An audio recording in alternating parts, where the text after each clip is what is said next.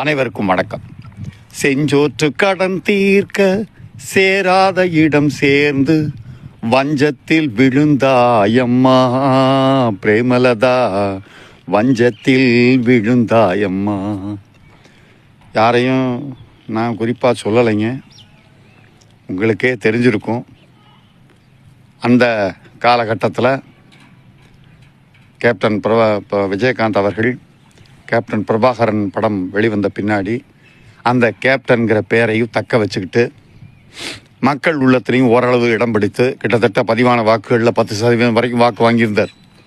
மக்கள் மனசுலையும் இடம் பிடித்து ஒரு கட்சி ஆரம்பிக்கலாம்னு சொல்லி தேசிய முற்போக்கு திராவிடர் கழகம் சொல்லி மதுரையில் ஆரம்பித்து மிக கடினமாக வாழ்க்கையெல்லாம் துவங்கினார், அரசியல் வாழ்க்கையை.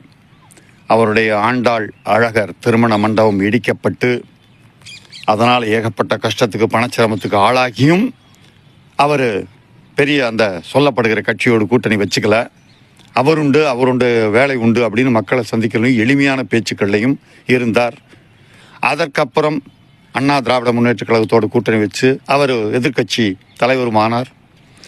பிறகு மக்கள் நல கூட்டணின்னு சொல்லி சின்ன கட்சிகளோட கூட்டணி வச்சு ஓரளவு மக்களுக்கு அறிமுகமானார். அதாவது மக்களுக்கு அறிமுகமானார்னா பெரிய கட்சிகள் இல்லாமலும் நாம் ஜெயிச்சு காட்ட முடியும், ஓட்டு வாங்க முடியும் அப்படிங்கிறத காட்டினார்.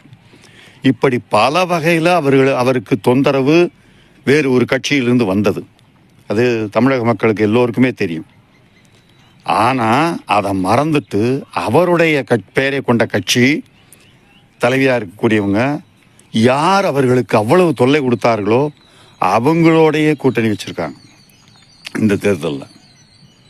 இது மனசாட்சிக்கு விரோதமானதுங்கிறத தயவு செய்து நினைவிலே வைத்து கொள்ளுங்கள்.